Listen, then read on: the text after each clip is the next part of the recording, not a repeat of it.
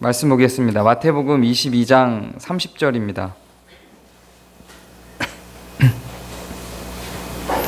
마태복음 22장 30절.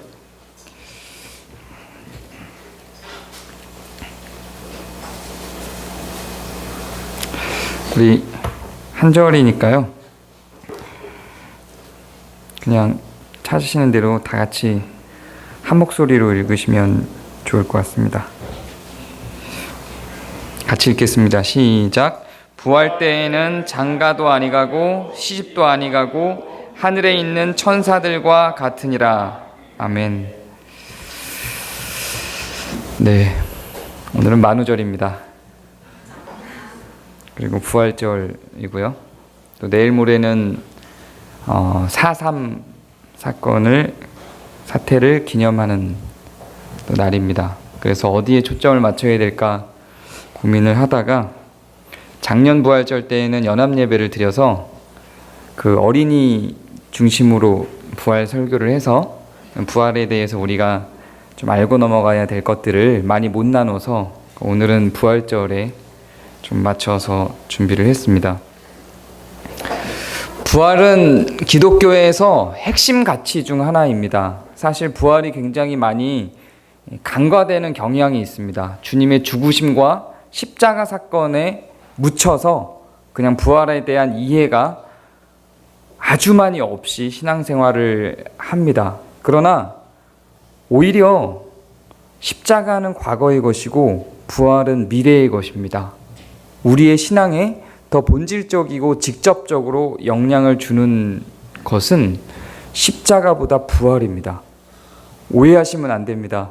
십자가보다 부활이 더 중요하고 십자가가 덜 중요하다 이러는 게 아니라 십자가는 우리의 삶의 태도를 바꾸는 게 아니라 우리의 본질을, 우리의 존재를 변화시킨 겁니다. 근데 부활은 앞으로 벌어질 일이기 때문에 우리의 삶의 태도를 바꿉니다. 여러분은 부활할 것입니다. 죽어도 다시 살아나게 될 것입니다. 이거는 그냥 우리의 영혼을 의미하는 게 아니라 육체를 의미합니다. 자, 이제 여러분이 죽습니다. 최소한 100년 안에는 이 자리에 있는 사람들은 다 죽을 것 같아요. 그 안에 의술이 어떤 혁신적인 변화가 일어나서 그 100년 후에도 이 자리에서 살아계신 분이 혹시 있을지도 모르겠습니다만 지금의 의술이 더 크게 발전하지 않는다면 아마 100년 후에는 다 여러분은 돌아가십니다. 그러면 여러분은 어떻게 되죠? 여러분의 영혼은 하늘로 올라가죠. 그렇죠? 그래서 하늘 어떤 곳에 하나님과 함께 계실 겁니다. 그리고 여러분의 육체는 어떻게 되죠? 사라집니다. 땅 어딘가에 묻히든 물 어딘가로 흘러가든 불에 태워서 날려버리든 항아리에 담기게 되든 어쨌든 지금 여러분이 갖고 있는 육체는 아닐 겁니다. 그렇게 그냥 이 세상 끝날까지 쭉 그렇게 가는 거예요. 그러니까 여러분이 지금 딱 죽어서 천국에 가면 육적인, 물질적인 천국을 맛보는 게 아닙니다. 영혼만 올라가서 천국을 맛봅니다. 물론 그 영혼만 올라가서 맛보는 천국이 어떤 형태인지는 잘 모릅니다. 어찌 되었든지 간에 이 육체를 갖고 가진 않고 영혼만 천국을 가는 겁니다. 일단. 그리고 세상의 종말이 찾아온 다음에 예수님이 재림을 하십니다. 그때 여러분은 다 부활합니다. 어떻게 부활하냐면 예수님이 재림하실 때 여러분 하늘에 있던 영이 이 땅에 있는 사라진 것처럼 보였던 육체와 결합이 됩니다. 육체가 다시 소멸되었던 것들이 다시 다 살아납니다. 이것에 대해서 말도 안 된다 그러고 물어보니까 바울이 뭐라고 이야기를 하냐면 씨를 딱 던졌는데 씨가 완전히 썩어서 없어져 버렸는데 그게 싹을 틔우고 꽃을 내고 나무를 만드는 것처럼 여러분의 육체가 완전히 부서지고 썩어서 없어진 것처럼 보이나 그것이 어떻게든 새로운 육체로 부활되어 여러분의 영혼과 합쳐질 거라는 얘기입니다. 그때에 나타나게 될 그 육체는 지금 여러분이 느끼는 통증과 고통과 슬픔과 아픔이 없을 거라고 합니다. 근데 꼭 그렇진 않아요. 성경의 기록은 일단 그렇습니다. 그래서 그때부터는 여러분이 완전히 사랑할 수 있는 능력이 생깁니다. 지금은 여러분이 사랑하고 싶어도 사랑의 한계가 있어요. 여러분이 죄된 한계가 있는 몸을 갖고 있기 때문에 내 마음은 저 사람을 완전히 100% 조건 없이 사랑하고 싶지만 내 마음 안에서 자꾸만 악한 생각과 편협한 생각들이 내 마음에 있는 사랑, 하나님이 소원함으로 주시는 사랑을 변질시키고 바꿔서 오해하게 만들고 질투하고 시기하게 만들어서 본질적인 사랑을 할 수 없게 해버립니다. 지금은 그래요. 그런데 육체가 부활하여 새로운 육체를 입게 되면 완전히 사랑할 수 있는 능력이 생기는 겁니다. 이 땅에서는 그것에 대한 소망과 열망만 있을 뿐 우리는 끊임없이 우리의 육체에 지는데 그때는 이제 우리의 소원함과 육체가 동일한 형태로 여러분이 소원하는 대로 그렇게 사랑할 수 있는 때가 되는 겁니다. 육체가 부활하면. 이게 본질입니다. 이게 부활의 중요한 점입니다. 성경에는 이것 말고도 부활 뒤에 나타나는 영광에 대해서 몇 가지 기록들이 더 있기도 합니다. 논란의 여지는 있을지 모르겠지만 저는 믿고 있는 바 소개를 해드린다면 예수님은 부활하시고 벽을 통과해서 나타나셨습니다. 그리고 엠마오와 갈릴리를 순식간에 왔다 갔다 하셨죠. 공간과 시간의 구애를 받지 않고 막 다니셨습니다. 그리고 마지막 날에는 승천하여 구름을 타고 날아 올라가셨어요. 그리고 우리들에게 뭐라 그랬냐면 너희도 나와 같은 몸을 입으리라고 이야기를 하십니다. 어느 수준까지의 같은 몸인지 모르지만 그 말을 그대로 해석한다면 주님이 부활하신 후에 그 몸을 우리도 입는다고요. 날아다니실 수 있을 것 같아요. 저는 그럴 거라고 생각해요. 벽을 통과하고요. 신나죠. 근데 부활에서 이야기하는 이런 육체가 물질적으로 갖게 되는 능력보다 훨씬 더 가치 있는 것은 완전히 사랑할 수 있는 능력과 완전히 의로울 수 있는 육체를 갖게 된다는 겁니다. 여러분, 오늘부터 날아간다고 날아다닐 수 있다고 생각해 보세요. 얼마나 행복할 것 같아요. 굉장히 행복할 것 같죠. 그래서 여러분 뭐가 바뀌죠? 이제 막 날아다녀요. 지금부터 상상하는 거예요. 이제 막 날아다닙니다. 이제 막 벽을 통과하고 이렇게 다닐 수 있어요. 여러분의 인생이 뭐가 바뀌죠? 여러분이 힘들었던 인생이 뭐가 달라지는 게 있는지 한번 상상해 보세요. 크게 안 달라져요. 많이 달라지지 않습니다. 혹은 정말로 여러분이 아픔이 없고 고통이 없는, 감기도 안 걸리고 어떤 병에도 걸리지 않는 그런 완전 무결한, 늙지도 않는 그런 몸을 가졌다고 생각해 보세요. 굉장히 행복할 것 같죠. 그래서 여러분의 인생은 어떻게 달라지죠? 그렇게 완전한 몸을 갖고 있고 날아다니고 벽을 통과한다 해도 여러분은 여전히 아내와 싸울 것이고 남편과 싸울 것이고 자녀에게 욕심을 보일 것이고 혼을 낼 것이고 자녀들은 부모의 말을 안 들을 겁니다. 날아다녀도 끊임없이 여러분의 인생은 고통이 있을 것이고 시기하고 질투하며 마음이 아플 겁니다. 오해하고 곡해하며 사람들을 미워할 겁니다. 정말로 우리의 육체가 부활해서 중요한 건 날아다니는 게 아니에요. 완전히 사랑할 수 있고 완전히 의로울 수 있는 겁니다. 그게 우리의 부활에 있어서 정말 중요한 핵심입니다. 그런데 이 부활이 주는 더 중요한 궁금증이 있습니다. 오늘 우리가 읽은 말씀을 보니까 이 부활, 이 놀라운 부활에 대해서 사람들이 예수님께 묻습니다. 예수님, 그런데요, 어떤 사람이 결혼했어요. 아내가 죽었어요. 둘째 아내를 맞이했어요. 둘째 아내도 죽었어요. 셋째 아내를 맞이했어요. 셋째 아내도 죽었어요. 자, 천국에 갔어요. 천국 가면 누구랑 결혼해서 삽니까? 대답하기 아주 곤란한 말을 하죠. 그때 예수님이 뭐라고 이야기를 하냐면 이 땅에서의 부부관계가 거기서는 없다는 식으로 이야기를 하십니다. 부활 때는 장가도 아니 가고 시집도 아니 가고 하늘에 있는 천사들과 같으니라. 부부 생활이 없구나. 다행이다. 이 사람과 만나는 게 아니구나. 이렇게 생각하시죠. 혹자는 여기에서 추론을 해서 기억이 없을 거다. 이 땅에서 우리가 갖고 있었던 슬프고 아픈 기억들이 천국 가면 다 잊을 거다, 이렇게 이야기하시는 설교를 제가 들은 적이 있어요. 그렇게 혹시 알고 계신 분들이 있다면 사기당하신 겁니다. 성경은 그렇게 이야기하지 않습니다. 여기서 이야기하는 건 이 땅에서 우리가 갖고 있는 부부와 같은 그런 형태의 관계가 아니라 훨씬 더 본질적으로 사랑할 수 있는 어떤 형태일 것이라는 이야기입니다. 그게 뭔지에 대해서는 설명해도 알 수 없을 것이기 때문에 기록이 안 돼 있습니다. 모릅니다, 그건. 그게 뭐냐고 묻는다면 그건 몰라요. 그렇다고 이것이 우리의 기억을 앗아가거나 내가 이 땅에서 맺었던 관계, 내가 이 땅에서 사랑했던 그 사랑과 내가 이 땅에서 쏟아부었던 열정들이 다 의미 없어지고 천국에서 사라지고 소멸되는 걸 의미하는 게 아닙니다. 여러분이 이 땅에서 가졌던 모든 관계와 기억들은 전부 하늘에서 부활 후에도 고스란히 갖고 영원히 살아갑니다. 갑자기 끔찍해지십니까? 세상에 이럴 수가. 기억을 다 지우고 싶었는데 그럼 내가 이런 짓 한 것도 제가 다 기억할 거란 말이야? 네, 그렇습니다. 여러분이 사랑한 것과 사기친 것과 거짓말한 것과 미워한 것들이 다 드러날 것입니다. 그대로 영원히 살아가게 될 것입니다. 정말로 그렇게 된다면 여러분이 이 땅에서 어떻게 살아가게 될지를, 어떻게 살아가야 될지를 곰곰이 생각해 보시기 바랍니다. 이거 다 잊혀지지 않습니다. 다 드러납니다.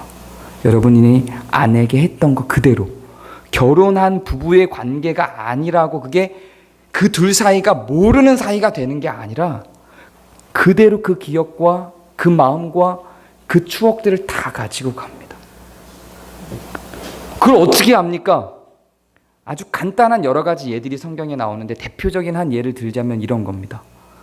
한 부자가 있었습니다. 나사로라고 하는 거지가 거기서 거렁뱅이를 먹고 사는데, 부자는 늘 자기의 돈을 자기 혼자 누리고 살며 베풀지 않고 또 하나님을 믿지도 않습니다. 그러다가 둘 다 죽었어요. 나사로는 거지였지만 착하고 신실하며 하나님 앞에 서 있는 자였습니다. 그래서 나사로는 천국을 갔죠. 부자는 지옥을 갔습니다. 부자가 거기에서 나사로를 알아봅니다. 그리고 부탁을 합니다. 너 우리 집에 가서 우리 자녀들에게 복음을 좀 전해주렴. 그 땅에서 있었던 일들을 기억하고 땅에서 사랑했던 사람들을 여전히 사랑합니다. 그랬더니 네가 선지자를 통하여서도 듣지 아니하였다면 죽은 자가 살아나서 전하여도 듣지 아니하리라, 이렇게 이야기를 하죠. 어쨌든 이게 이 내용의 본질이지만 이걸 통해서 우리가 확실하게 알 수 있는 건 죽어서 하늘을 가도 기억을 합니다. 여러분이 이 땅에서 만나고 있는, 지금 관계를 맺고 있는 모든 사람들과의 그 관계가 전부 다 하늘에서 고스란히 부활 후에도 기억으로 남아 있습니다.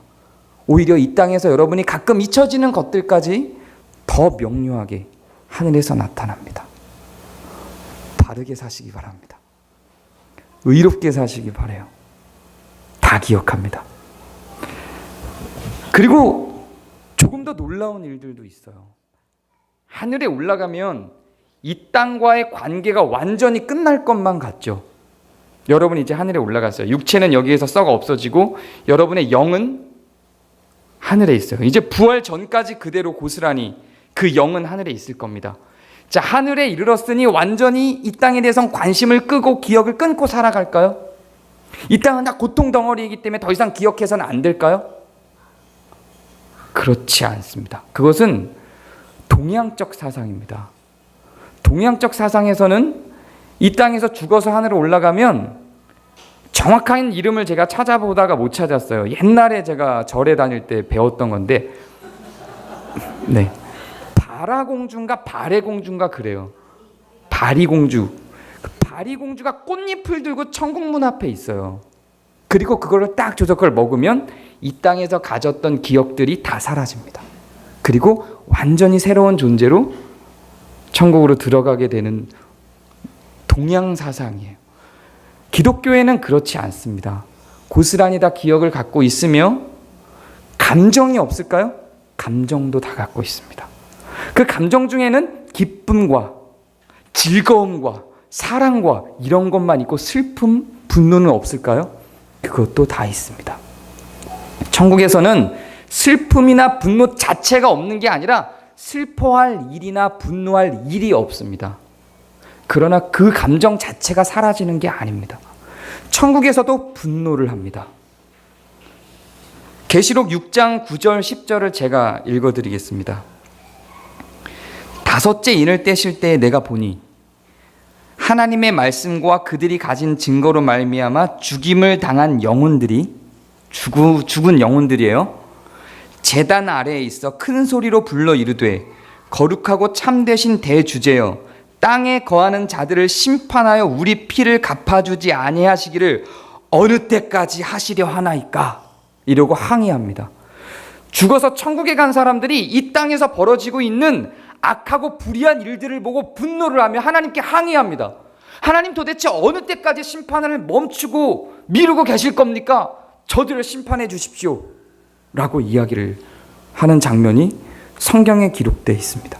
성경이 거짓이 아니라면 천국에서 머무르고 있는 그 영혼들은 땅에서 벌어지는 불의를 보고 가슴 아파하고 있습니다.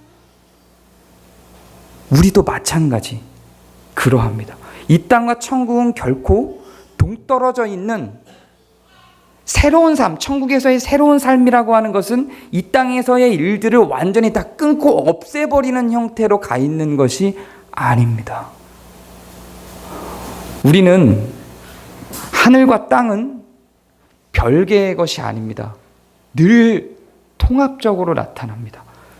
이미 임하였으며 아직 임하지 않은 곳이고 하늘에서 이루어진 일이 땅에서도 이루어지게 하는 것입니다. 우리는 그렇게 이 땅에서 살아갔던 모든 삶이 나중에 천국을 가서 부활하여 완전히 단절되고 잊혀져서 살아가는 것이 아니라 또 천국을 가면 이 땅은 완전히 관심 밖에 나와 상관없는 곳이 되는 것이 아니라 전부 다 하나 된 형태로 우리 가운데 존재합니다. 왜 그러냐면 이것이 다 공동체이기 때문에 그렇습니다.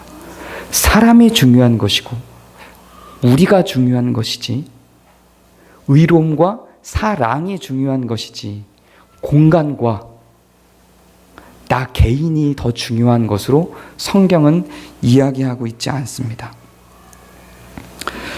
이 땅에서의 관계는 부활 후에도 사라지지 않습니다. 하늘에서 슬픔이나 분노 같은 감정이 사라지는 것도 아닙니다. 그러나 우리는 완전하게 회복된 그 세상, 그리스도의 재림과 부활 이후에 더 이상 분노할 일도 또한 슬퍼할 일도 없게 되는 것입니다. 그렇기 때문에 우리의 부활 이전까지는 여전히 사실 우리는 완전한 100%의 천국의 행복을 누리고 있다고 볼 수 없는 겁니다. 영으로 누릴 수 있는 어떤 형태의 행복만 누리고 있습니다. 이 땅에서 돌아가는 일 때문에 여전히 가슴 아픕니다.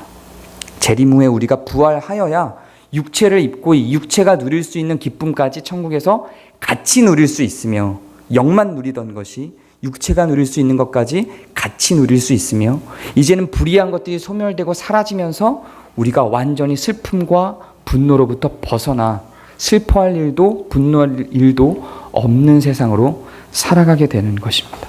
그때를 기대하시기 바랍니다. 그리고 그때를 소망하시며 그걸 기억하시며 그걸 믿으시며 이 땅에서 살아가시길 바랍니다. 천국과 이 땅을 단절시키고 살아가는 삶으로서는 우리의 신앙은 다르게 갈 수 없습니다. 결국은 이득을 찾고 이익을 향해서 결정하고 살아갈 수밖에 없습니다. 단절되지 않고 연속되어 있는 하늘과 땅의 원리를 함께 고민하며 하루하루 순간순간 결정해내고 하나님께 의탁하고 살아가시는, 그래서 부활을 소망하는 여러분이 되기를 바랍니다. 제가 기도하겠습니다.